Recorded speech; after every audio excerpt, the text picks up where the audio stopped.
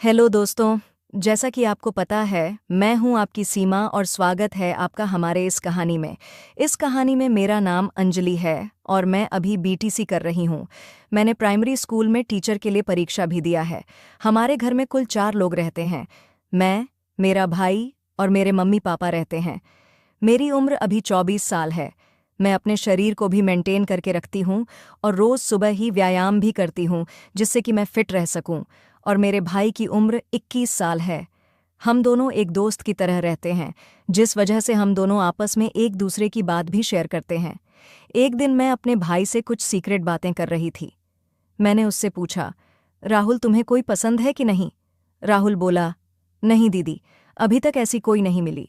अगर आप जैसी मिलें तब तो प्रयास करूंगा।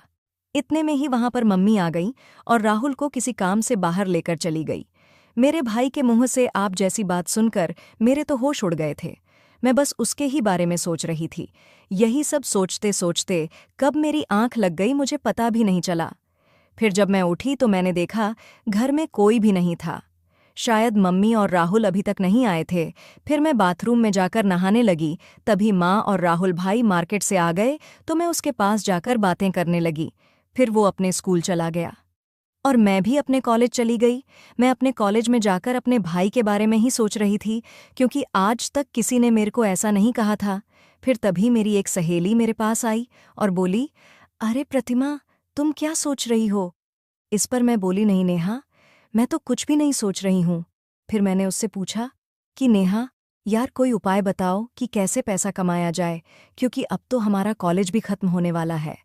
नेहा मुझे गुस्से से देखी और बोली, अरे चल यार, हमारे लिए पैसे कमाना आम बात है। फिर हम दोनों अपने अपने घर की तरफ जाने लगे, क्योंकि हमारा क्लास नहीं चल रहा था। मेरी सहेली अपने घर की तरफ जाने लगी, इधर मैं भी जा रही थी।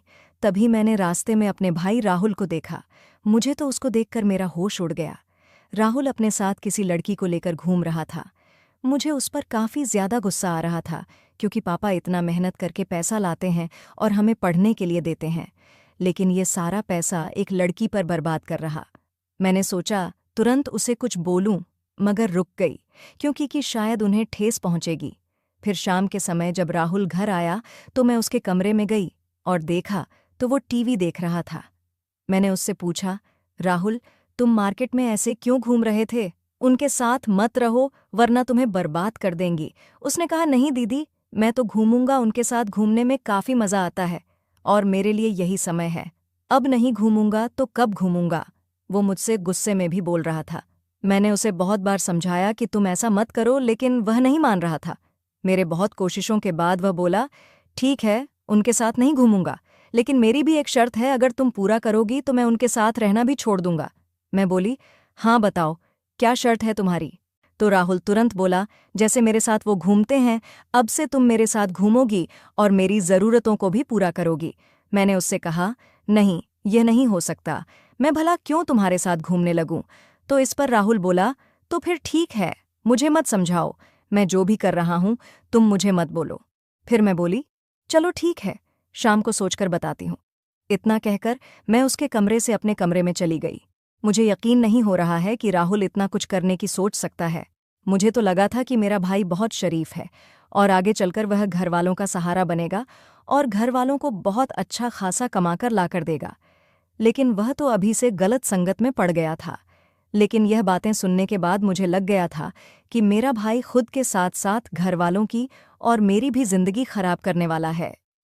ये सारी बातें सोच सोच कर मेरे दिल की धड़कन इतनी बढ़ चुकी थी कि अगर कोई सामने रहे तो उसे आसानी से सुनाई दे जाए। फिर मुझे कुछ दिन पहले की भी बात याद आ गई कि वह मुझे कैसे देख रहा था। मैं उसको पूरी तरह से समझ गई थी कि वह क्या करना चाहता है। मेरे पास तो बहुत बड़ी समस्या थी कि अब मैं क्या करूं। अगर मैं हाँ नहीं बोलूंगी तो वह उनके चक्कर में बर्बाद हो जाएगा और उसकी पढ़ाई भी खराब होगी। मैं उसे पति पत्नी के जैसे रहने के लिए भी हम नहीं बोल सकती, क्योंकि वह मेरा भाई है। फिर मेरे दिमाग में अचानक ख्याल आया कि शायद यह बात घर में ही रहेगी।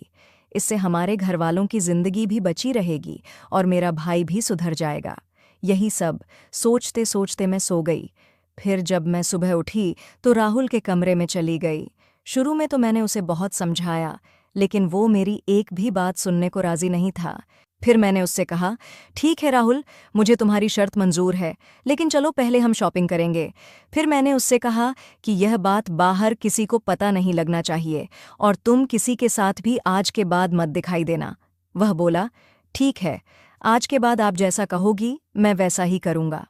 मेरे भाई से बातें सुनने के बाद मैं उनके पास गई, जिसके साथ मेरा भाई इधर उधर घूमता था, और उन्हें अच्छे से समझा कर आई। फिर घर आकर मैं मम्मी के पास चली गई और नाश्ता बनाने लगी, क्योंकि आज रविवार था तो हमें कहीं नहीं जाना था। फिर मैं पापा और राहुल नाश्ता करने लगे और उसके बाद मैं और राहुल शॉपिंग करने चले गए। मार्केट जाकर राहुल ने मुझे कपड़ा दिलवा दिया और अपने लिए भी कपड़े ले लिए। साथ ही मैंने अपनी मम्मी के लिए भी एक साड़ी भी खरीद ली। फिर शॉपिंग करके हम एक रेस्टोरेंट में गए और वहां से खाना खाकर घर चले आए।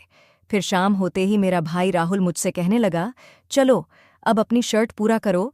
तो फिर मैं भी शर्ट के मुताबिक अपना काम करने लगी और उसे दिन के बाद से मैं राहुल के साथ एकदम पति पत्नी की तरह रहने लगी। मैं उसका एकदम पति की तरह ध्यान रखती थी और वह भी मेरा एकदम पत्नी की तरह ध्यान रखता था। उसके बाद हमारी जिंदगी में जो होना था वह हो गया। मेरा भाई भी काफ़ी खुश था और साथ साथ मुझे भी काफ़ी खुशी मिली। अब मेरा भाई बहुत ज़्यादा सुधर गया है। वह किसी के साथ घूमता भी नहीं है, सिर्फ पढ़ाई करता है और घर आकर मेरे साथ एकदम पति पत्नी की तरह रहता है। इस तरह से हम लोग खुशी खुशी रहने लगे। मुझे भी मजबूरी में मेरे भाई को इस तरीके से समझाना पड़ रहा था, क्योंकि अगर मैं उसका ध्यान नहीं रखूंगी तो फिर कौन रखेगा। लगभग 4 महीने बाद मेरा स्कूल टीचर का ज्वाइनिंग लेटर आ गया और मैं वहाँ चली गई। अब हमारा परिवार भी अच्छे से चलने लगा था। हमारे घर में सभी लोग बहुत खुश हैं और मेरा भाई राहुल भी अपनी जिंदगी में कुछ अच्छा करने की राह पर चल रहा है। अगर मैंने उसे दिन अपने भाई को इस तरह नहीं समझाया होता तो मेरा भाई बुरी संगत में पड़ गया होता। ऐसे में वह अपने साथ साथ हमारे परिवार वालों को जिंदगी भी नर्क बना दिया होता। इस तरह से मैं और मेरा भाई एकदम पति पत्नी की तरह रहने लगे और मैंने अपने भाई को बुरी संगत से बचा लिया। आगे तो आप समझ ही सकते हैं। तो दोस्तों, कहानी अच्छी लगी हो तो वीडियो को लाइक और चैनल को सब्सक्राइब ज़रूर कर देना। मिलते हैं अगली वीडियो में, तब तक के लिए love you and take care.